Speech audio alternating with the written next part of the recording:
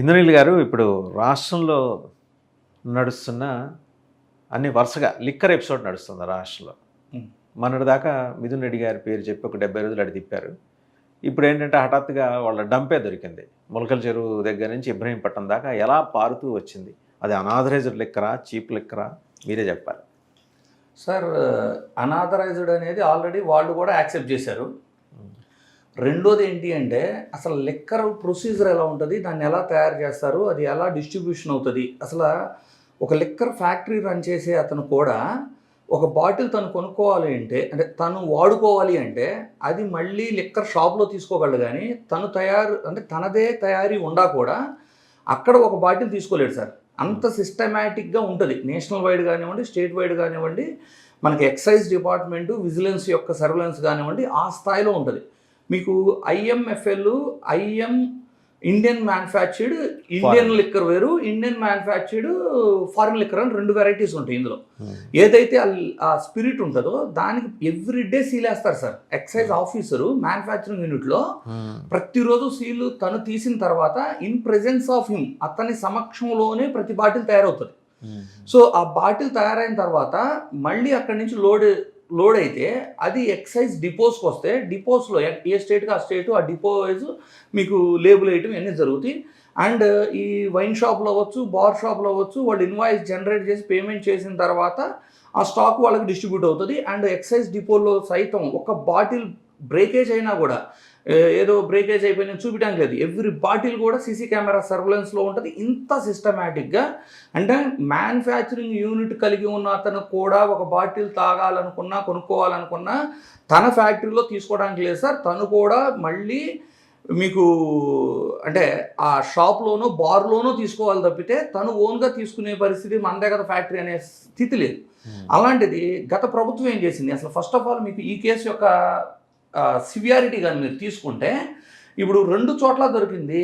అంటే కల్తీ మద్యం అని అందరూ అంటున్నారు, కానీ కల్తీ మద్యం అనే కంటే కూడా సార్ ఇది అనధికార మద్యం అంట. నేను అంటే అధికారికంగా ఎలా జరిగిద్ది అనేది ఇప్పుడు దాకా నేను చెప్పాను. అంటే మ్యానుఫ్యాక్చరింగ్ యూనిట్ నుంచి ఎక్సైజ్ డిపోస్కి వచ్చి, ఎక్సైజ్ డిపోస్ నుంచి each bottle in the surveillance విజిలెన్స్లో మనకి షాపుల దాకా వస్తుంది, ఎండ్ కన్సూమర్కి వెళ్తుంది. ఇది విజిలెన్స్, ట్యాక్స్ కానివ్వండి, ఎవ్రీథింగ్ గవర్నమెంట్కి రావాల్సిన వస్తే ఒక సర్వేలెన్స్లో ఉంటుంది. ఇది నేనేమన్నా కల్తీ మద్యం అయితే ఇప్పటి తాగి ఎంతోమంది చనిపోవాలి. అనధికార మద్యం అని ఎంత పర్టికులర్గా ఎందుకు చెబుతున్నానంటే, అధికారికంగా ఎంత తయారు చేస్తున్నారో అనధికారికంగా కూడా అంత తయారు చేసి పెద్దలు అంటే ప్రభుత్వంలో ఉన్న వాళ్ళ అండదండలు లేకుండా అనధికార మద్యాన్ని తీసుకెళ్ళి అమ్మలేరు. ఇంత విజిలెన్స్ సిస్టమ్ని బ్రేక్ చేసి ఇంత కోట్ల విలువ చేసే మద్యం డంపులు దొరికి దాదాపు 47 కోట్ల క్వార్టర్ బాటిల్స్ దొరికినాయండి. వర్త్ అరౌండ్ 5,280 crores కదా. సో అంత నెంబర్స్ అనధికారికంగా, అంటే కల్తీ మద్యం అనొద్దు, దట్స్ వాట్ ఐఎమ్ సెయింగ్. మీకు ఇప్పుడు వాళ్ళు దాన్ని ఏం చేస్తున్నారు, లిక్కర్ షాపు నుంచి రౌట్ అవ్వలేదు, లిక్కర్ షాపుకి వెళ్ళింది అంటే మీనింగ్ ఏమైంది, ప్రభుత్వమే చేపించినట్లయితే. లిక్కర్ షాప్కి వెళ్తే ఈ సేల్స్ అనేవి ప్రభుత్వం చేయించినట్టు అయితే కాబట్టి వాళ్ళు ఏమైనా చెబుతున్నారు, బెల్ట్ షాపుల్లో అమ్ముతున్నారు అన్నారు. సో ఈ విషయంలో వాళ్ళు ఏమి అంగీకరించారు, బెల్ట్ షాపులు రాష్ట్ర వ్యాప్తంగా ఉండేయని యాక్సెప్ట్ చేసినట్టే కదా. ఎంత మద్యాన్ని బెల్ట్ షాపులు వాళ్ళ త్రూ వెళ్తుంది అంటే బెల్ట్ షాపులు అనధికారికంగా ఉన్నట్టే కదా. ఊరూరికి అంటే అది బడా గుడా చర్చ అంటే మీకు ప్రతి చోట బెల్ట్ షాప్ అవైలబుల్ ఉంది, అది పబ్లిక్గా ఉంది అనేది వాళ్ళు కమిట్ అయినట్టు యాక్సెప్ట్ చేసినట్టు. మరి బెల్ట్ షాపులు ఉండటం కూడా నేరమే కదా, అది అక్రమమే కదా.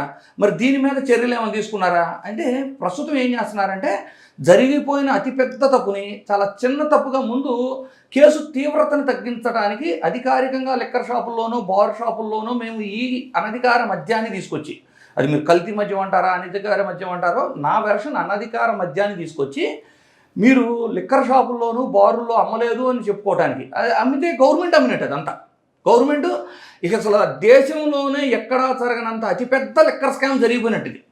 సో దాన్ని కవర్ చేసుకోవడానికి ఏం చెప్తున్నారు, బెల్ట్ షాపుల త్రూ వెళ్ళినాయి. సరే, బెల్ట్ షాపులు ఉండటం కూడా ఇల్లీగలే.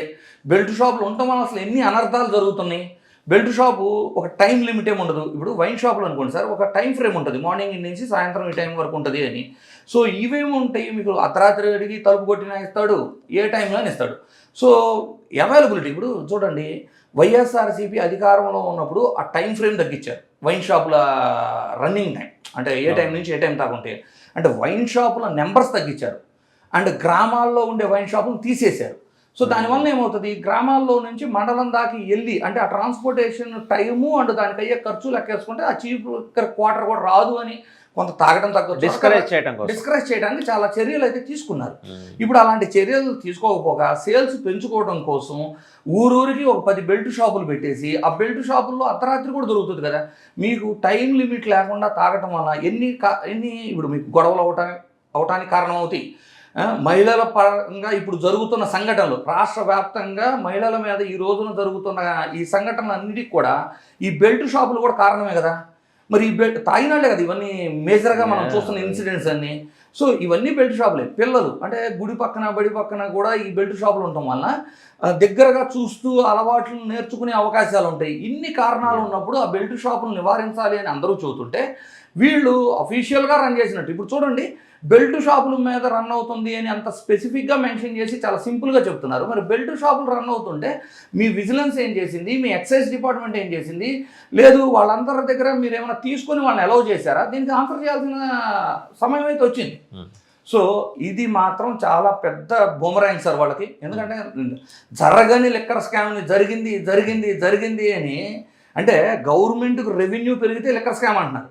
2014 నుంచి 2019 మధ్యలో కూడా దాని యొక్క ఛార్జెస్ తగ్గించి అంటే ఆ తీసుకున్న వాళ్ళకి లబ్ధి చేకూరుస్తూ గవర్నమెంట్ రెవెన్యూ సంవత్సరానికి 1300 కోట్లు నష్టం చేకూర్చే విధంగా 5 సంవత్సరాల 6500 కోట్లు ప్రివిలేజ్ ట్యాక్స్, ప్రివిలేజెస్ ఛార్జెస్ 6500 కోట్ల నష్టం చేకూరితే దాని మీద ఆల్రెడీ ఒక కేసు ఫైల్ అయ్యి సిఐడి రిపోర్ట్ ఉంటే ఛార్జ్ షీట్ ఫైల్ అయి ఉంటే ఆ కేసు మీద దర్యాప్తు లేదు. మళ్ళీ 2019 నుంచి 24 మధ్య మీకు లిక్కర్ ద్వారా వచ్చిన రెవెన్యూ అంటే సేల్స్ తగ్గినాయి, రెవెన్యూ పెరిగింది గవర్నమెంట్ రెవెన్యూ, కానీ అందులో లిక్కర్ స్కామ్ జరిగిపోయింది అనుకుంటూ ఇప్పుడు ఇంత ఆర్భాటం చేస్తూ ఇంత రెడ్ హ్యాండెడ్గా ఇప్పుడు మళ్ళీ 2024 తర్వాత పరిస్థితి చూస్తే ఇప్పుడు 2 డంపులు దొరికినాయి. ఇక ఇంకెన్ని డంపులు ఉండయో. ఇప్పుడు ఎట్లా ఉంటుంది అంటే ఇది రాయలసీమకు డిస్ట్రిబ్యూట్ చేయడానికి తంబాలపల్లి, మధ్యలో మధ్యాంధ్రకు వచ్చే ధరకేమో ఇప్పుడు ఇబ్రహీంపట్నం, మరి ఉత్తరాంధ్రకి ఈస్ట్ వెస్ట్కి ఇంకేడ ఉండేవో డంపులు. సో ఇవి పట్టుకుంటారా లేదు వాటిని సైలెంట్ చేసి క్లోజ్ చేస్తారా అంటే ఇది ఎంత ఎలా ఉంది అంటే సార్ మళ్ళీ ఆరోపణలు ఇవి కూడా వెనకుండి అంటే కొన్ని మీడియా ఛానల్స్లో ఆ రిపోర్టర్లు ఏం చెబుతున్నారు, వైఎస్ఆర్సీపీ వాళ్ళు ఎలక్షన్ల కంటే ముందే ఇటు పంపించి వీళ్లతో చేపించారట.